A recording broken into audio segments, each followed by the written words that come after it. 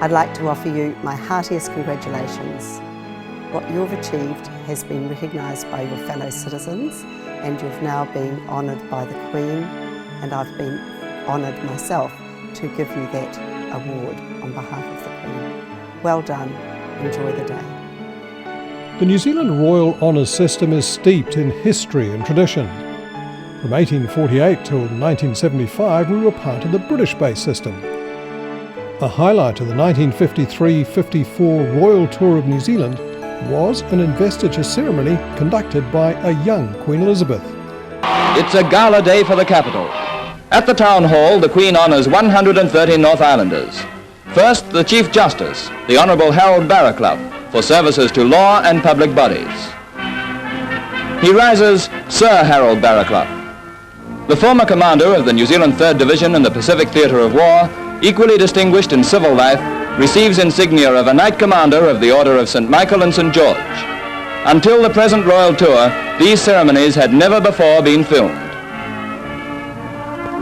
2,000 guests look on as Mr. Bruce Levy of Palmerston North, who has done as much as anyone in the world to make 2 blades of grass grow where one grew before, receives the accolade of knighthood.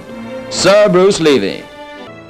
The awards nowadays are presented at either Government House Wellington, the official residence of our head of state, the Queen's representative Dame Patsy Reddy, this country's 21st Governor-General, or her Auckland residence for those receiving accolades in the Upper North Island. A fully Indigenous honours system was adopted in 1996 with the introduction of the New Zealand Order of Merit.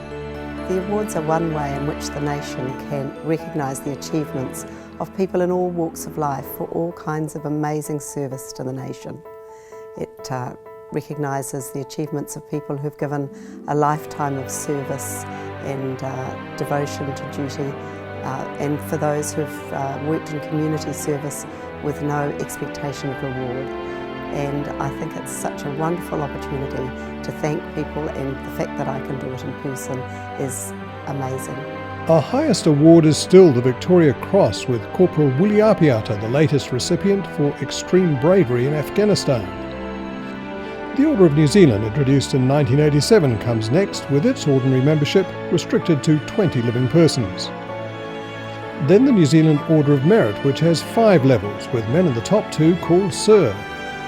Dames and Knights, Grand Companions, Dames and Knights Companions, Companions, Officers and Members, and the Queen's Service Order and Queen's Service Medal for community and public service. New Zealand's honours system also includes a series of gallantry and bravery awards.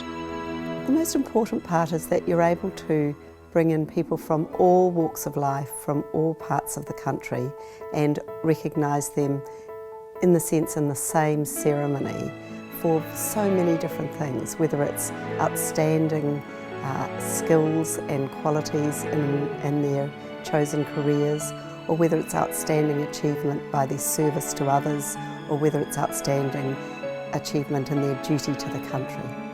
So to each and every recipient, I'd like to offer my heartiest congratulations. It's an amazing achievement and you should be very proud. The actual presentation of the awards on behalf of the Queen is one of the most important functions of Her Excellency, the Governor-General.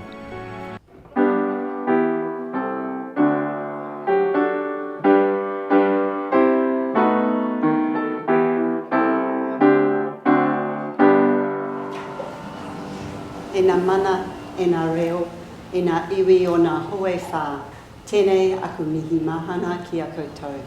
Kia ora tātou katoa. Distinguished guests, ladies and gentlemen, I extend a warm welcome to you all.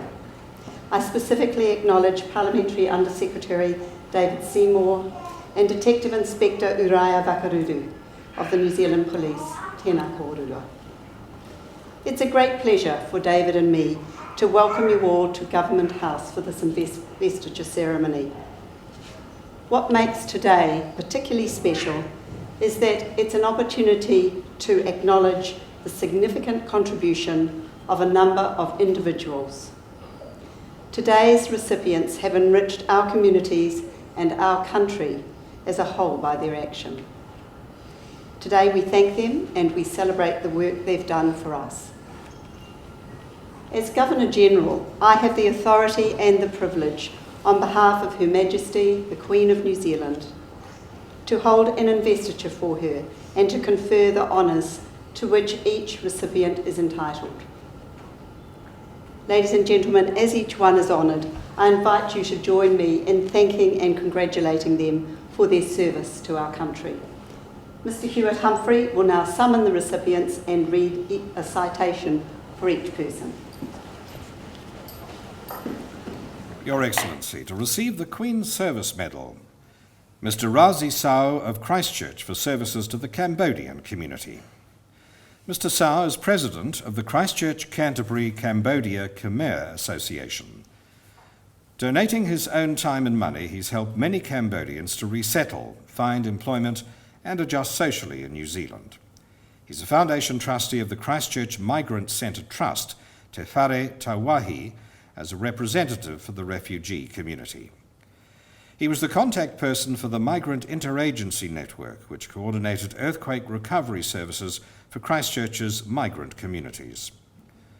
Mr. Sao has promoted good health in the community, organised Cambodian religious and cultural celebrations, and promoted New Zealand on the international stage.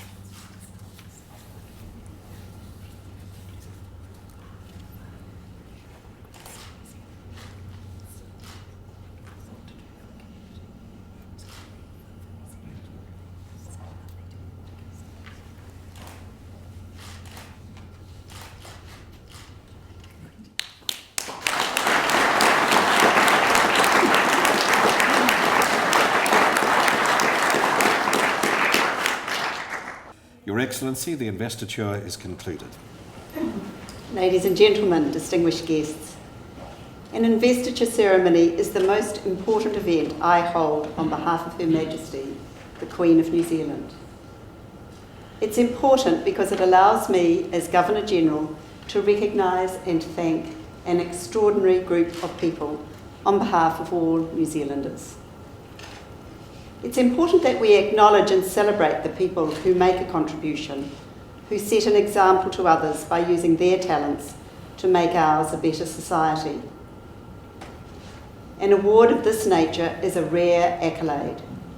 It recognises determination, commitment, perseverance, compassion, and a contribution to our society. Today we've also recognised the courageous action of 2 members of the New Zealand Police who risked their lives to save others. To the recipients, we've all been privileged to hear your stories. You have set a fine example which inspires, encourages and motivates others. In your own way, each of you promotes the things that are important to New Zealanders.